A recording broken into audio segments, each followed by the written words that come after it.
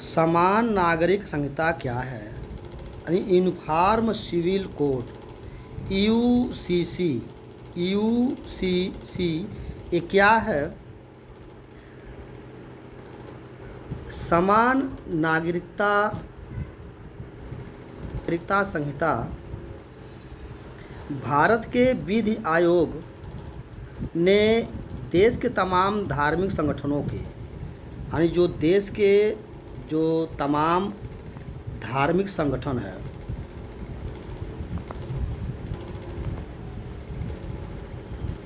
से समान नागरिक संहिता को लेकर सुझाव।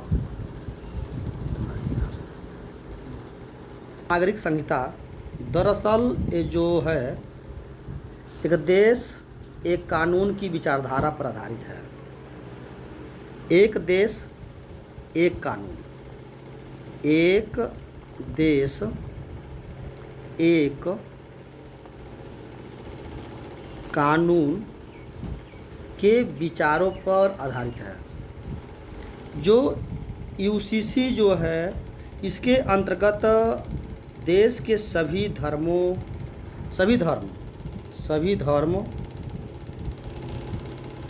और समुदाय और जो समुदाय हैं उन समुदायों के लिए एक ही कानून लागू किया जाना समान नागरिक संहिता यानी यूनिफॉर्म सिविल कोड में संपत्ति के अधिग्रहण यानी संपत्ति के अधिग्रहण और संचालन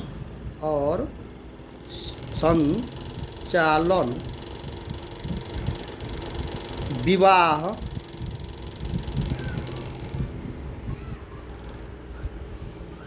तलाक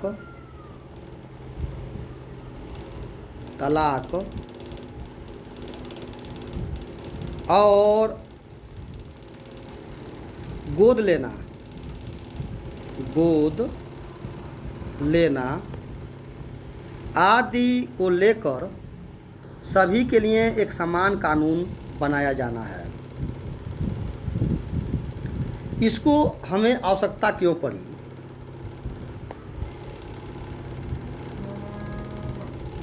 पड़ी? समान नागरिक संहिता आवश्यक क्यों है? भारतीय संविधान के मुताबिक अगर देखा जाए तो इंडियन कॉन्स्टिट्यूशन के मुताबिक भारत एक धर्मनिरपेक्ष देश है जिसमें सभी धर्मों और संप्रदाय, जिसमें सब संप्रदाय, जिसमें सभी धर्म जैसे हिंदू, मुस्लिम, सिख, बौद्ध, पारसी, जैन आदि जो हैं, इन संप्रदायों को मानने वालों को अपने अपने धर्म से संबंधित कानून बनाने का अधिकार है। इलाहाबाद के जो उच्च न्यायालय के जो अधिवक्ता शत्रुघ्न सोनवाल के अनुसार भारत में दो प्रकार के पर्सनल लॉ है। भारत में दो प्रकार के पर्सनल लॉ है।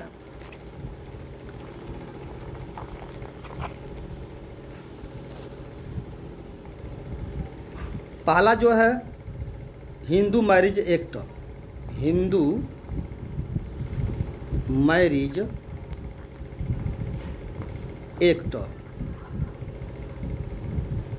1956 जो कि हिंदू सिख, जिसमें हिंदू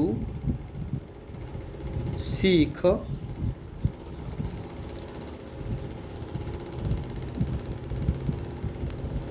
जैन वह अन्य संप्रदाय पर लागू होता है। अन्य संप्रदाय पर लागू होता है।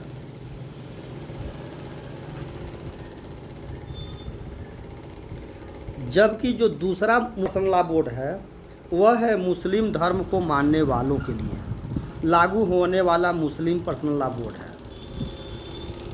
मुस्लिम धर्म को मानने वाला, मुस्लिम धर्म को मानने वाला,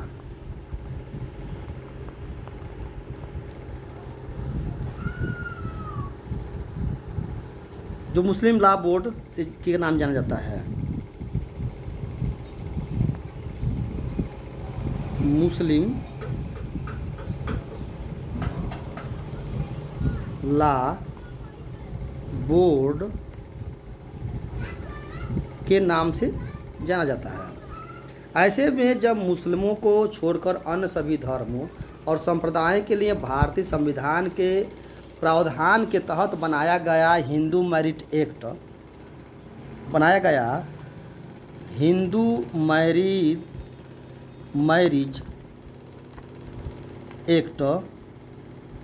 1956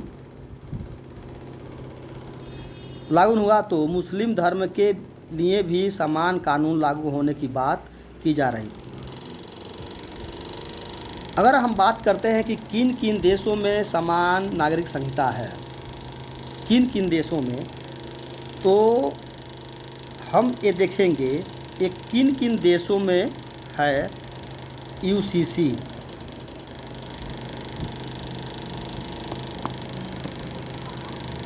देशों में यूसीसी ये किन किन देशों में है, किन किन देशों में है।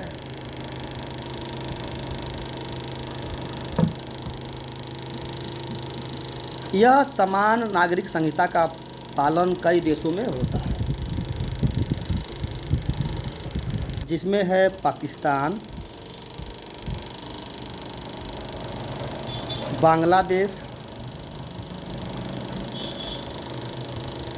है, मलेशिया है,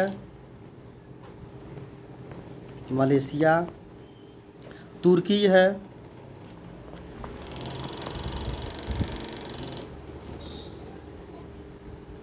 इंडोनेशिया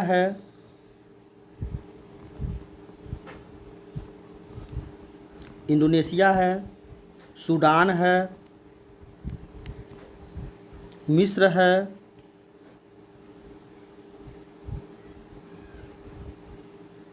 अमेरिका है, आयरलैंड,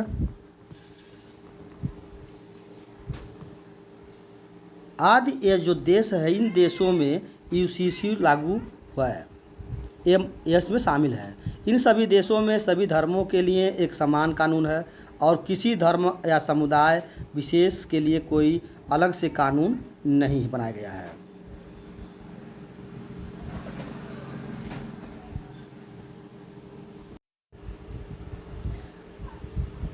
ये यूसीसी जो है और किसी धर्म या समुदाय विशेष के लिए कोई अलग से कानून नहीं बनाया गया है।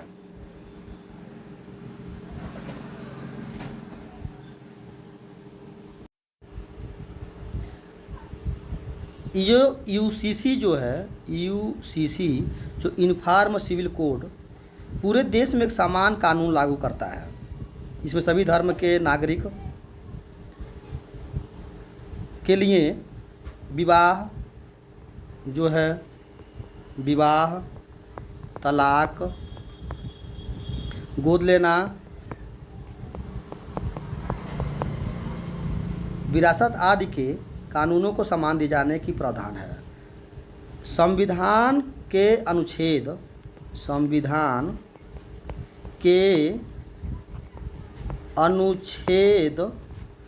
44 में राज्यसभा के सभी क्षेत्रों में नागरिकों के लिए एक समान नागरिक संहिता को सुनिश्चित करने को कहा गया है। अभी तक अलग अलग राज्यों के अलावा केंद्र सरकार की ओर से जो यूनिफॉर्म सिविल कोड लागू करने के विषय में चर्चा की गई, लेकिन अभी तक इस मुद्दे पर कार्यान्वयन नहीं हो पाया है।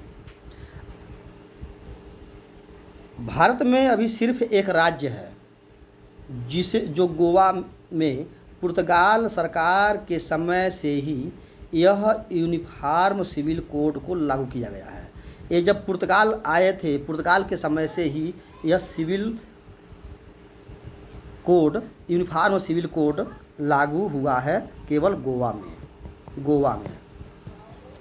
एक ऐसा ही राज्य है, अकेले एक ऐसा राज्य है जहाँ पर यूसीसी लागू हुआ है। 1961 ईस्वी में अगर हम बात करते हैं तो 1961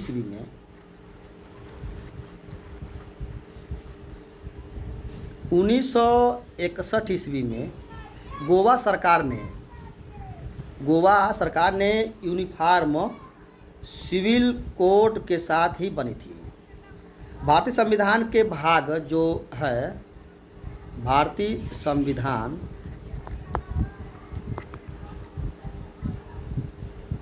भाग 4 में जो अनुच्छेद 44 है, उसके अंतर्गत भारतीय राज्यों के देश में सभी नागरिकों के लिए एक समान नागरिक संहिता का निर्माण होने को कहा गया, जो पूरे देश में लागू होता है। इसका जो विषय है, यूसीसी में शामिल विषय यह है आपका, इसका जो विषय है वह विषय है विवाह। विषय जो है यूसीसी का वह है, पहला है तलाक गोद लेना, इसे कहते हैं विवाह। और है तलाक। दूसरा है व्यक्तिगत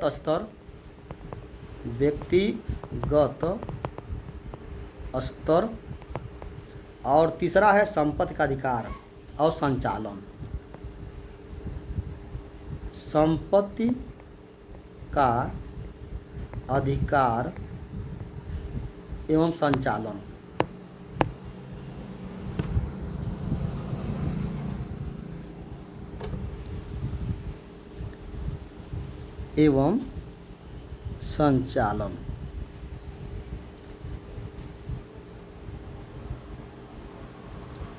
तो इस तरह का ये सिविल कोड यूसीसी जो है, यूनिफॉर्म सिविल कोड के विषय है।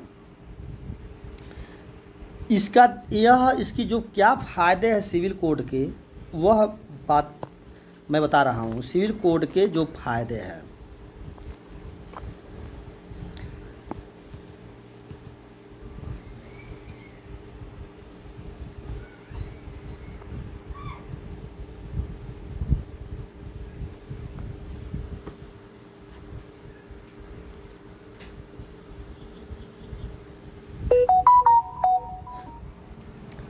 यह यूसीसी के क्या फ़ायदे हैं, यह देखें। यह विश्व में लगभग 125 देशों में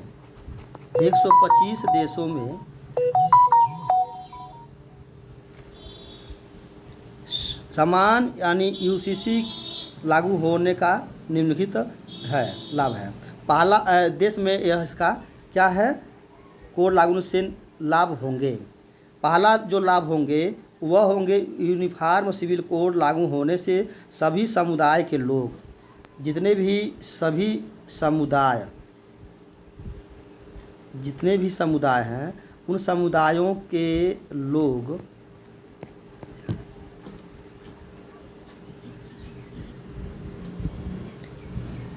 एक समान अधिकार दिए जाएंगे। इन लोगों को होने से समुदायों को एक समान अधिकार दिए जाएंगे। दूसरा है, इसमें लैंगिक समानता को बढ़ावा मिलेगा। लैंगिक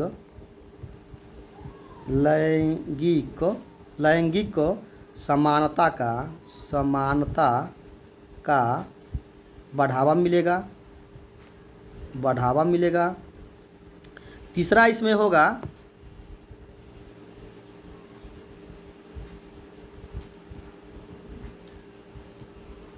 तीसरा जो होगा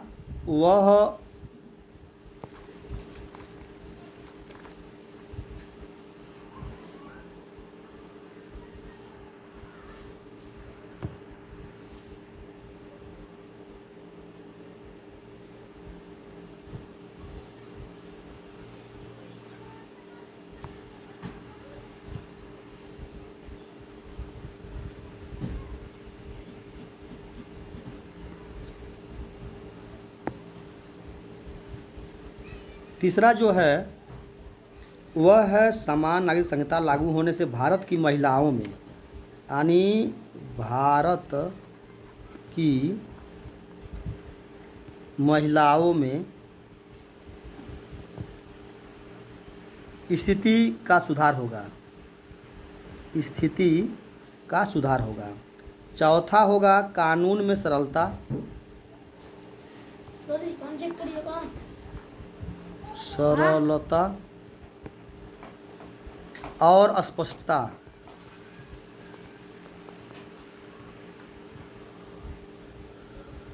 आएगी और सभी नागरिकों के लिए कानून समझने में आसानी होगी, और कानून को समझने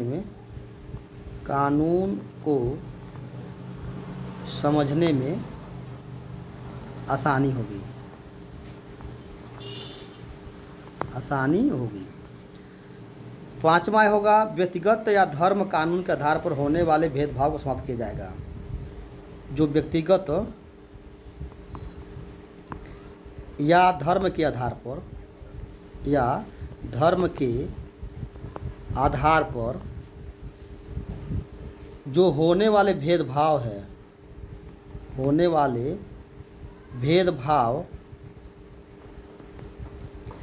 को समाप्त कर दिया जाएगा, समाप्त हो जाएगा। छठा जो होगा वह कानूनी के तहत सभी को समान अधिकार दिया जाएगा, सबका समान अधिकार होगा।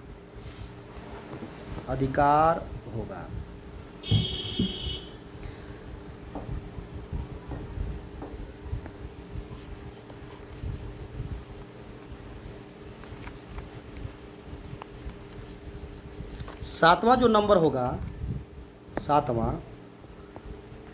वह कुछ समुदाय के पर्सनल लॉ में महिलाओं के अधिकार समिति है। ऐसे में यूसीसी लागू होते ही महिलाओं का भी समान अधिकार होने की लाभ मिलेगा।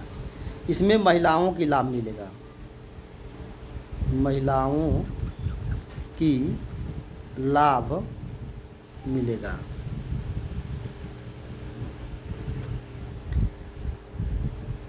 आठवां महिलाओं को अपने पिता की संपत्ति पर अधिकार और गोद लेने से संबंधित सभी महिलाओं के समान नियम लागू हो जाएंगे। महिलाओं को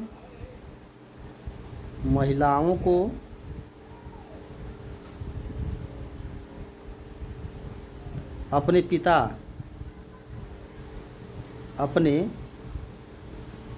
पिता की संपत्ति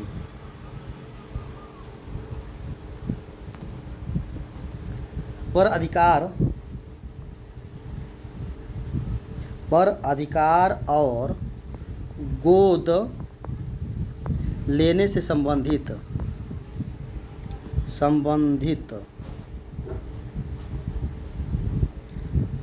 एक समान नियम लागू होगा। नौवां जो है मुस्लिम समाज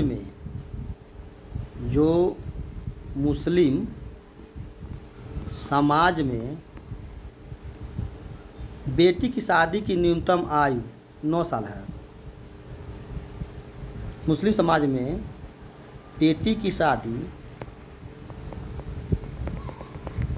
न्यूनतम 9 वर्ष है, लेकिन यूसीसी लागू होने से मुस्लिम लड़कियों की छोटी आयु में विवाह होने से रोका जा सकेगा। इसमें शादी पर रोक लग जाएगी,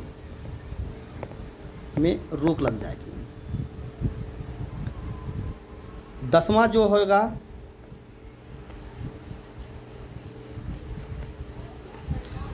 होगा यह धार्मिक,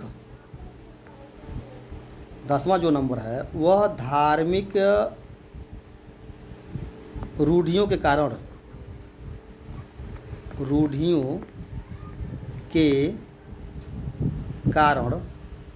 समाज के किसी वर्ग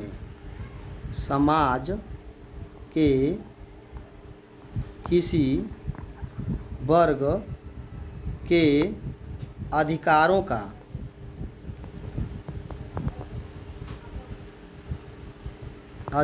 का हनन को रोका जा सकेगा। हनन को रोका जा सकेगा। और जो 11वां है वह होगा, मुस्लिम समाज में अभी कई तरह के तलाक हो रहे हैं जिसका खमियाजा मुस्लिम महिलाओं को भुगतना पड़ रहा है। यूजीसी के लागू होने से समुदाय के तलाक की प्रक्रिया एक जैसी हो जाएगी। देश में यूजीसी की दिशा में अब तक किए गए जो प्रयास वह है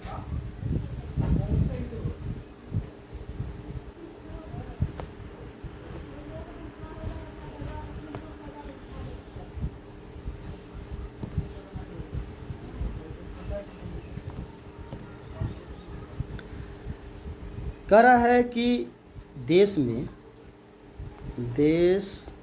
में यूसीसी की दिशा में अब तक किए गए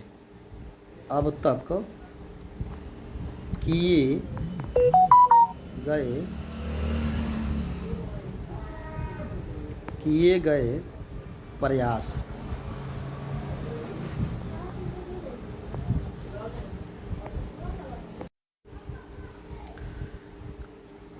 यह अब तक किए गए प्रयास, पहला क्या इसमें देखें। पहला है कि 1954 के विवाह अधिनियम के तहत किसी भी धर्म के नागरिकों को विवाह की अनुमति दी जाती है। विवाह की अनुमति दी जाती है।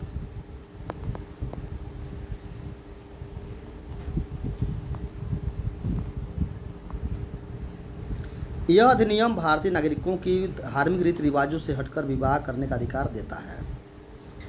यह भारतीय नागरिकों को धार्मिक रीति रिवाजों से हटकर धार्मिक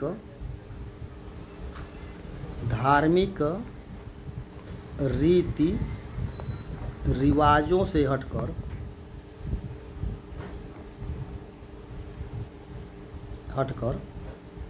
विवाह करने का अधिकार देता है। विवाह करने का अधिकार देता है।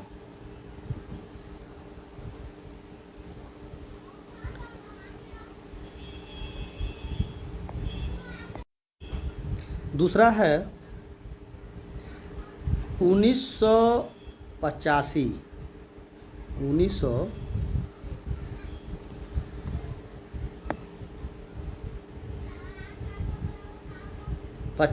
में शाहबानो केस में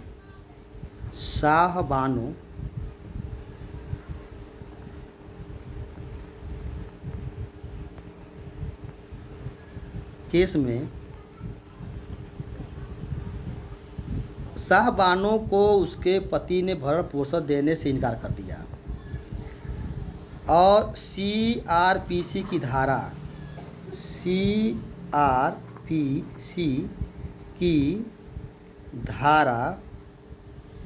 125 के तहत सुप्रीम कोर्ट ने शाहबानो को पक्ष में अपना फैसला सुनाया और यह सभी भारतीय नागरिकों को अपनी बीवी और बच्चों के साथ ही माता पिता के भरण पोषण और रखरखाव के आदेश को लागू करता है। दूसरा है, तीसरा नंबर पे 1995 में सरला मुद्गल केस में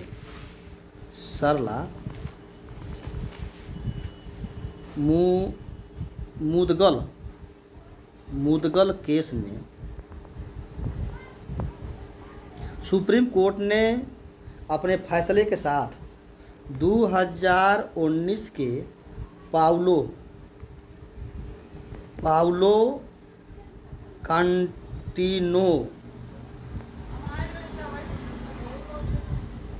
कांटिन्हो बनाम मारिया लुइजा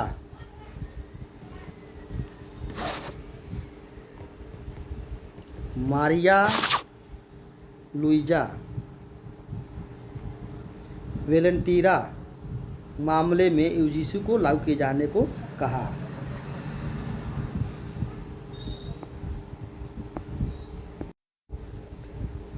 धार्मिक स्वतंत्रता को लेकर, यानी धार्मिक स्वतंत्रता को लेकर है ये संवैधानिक प्रावधान। यूसीसी को संविधान में दिए गए मौलिक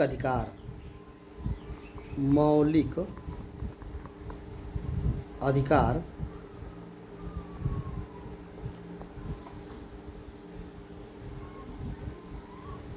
धर्म की स्वतंत्रता के अधिकार से संबंध में पेश किया जा रहा है।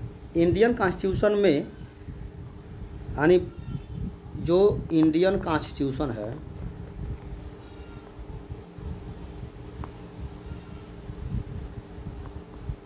इंडियन कॉन्स्टिट्यूशन में आर्टिकल्स 25 से लेकर 28 तक के धर्म की स्वतंत्रता के अधिकार का विवेचन किया गया है। अधिकार का की विवेचन किया गया है। इसके अंतर्गत देश में रहने वाले सभी नागरिकों की धर्म की स्वतंत्रता के अधिकार की गारंटी दी गई है। प्रत्येक नागरिक को अपने धर्म का शांतिपूर्ण क्रिया करने और बढ़ावा देने का भी अधिकार है।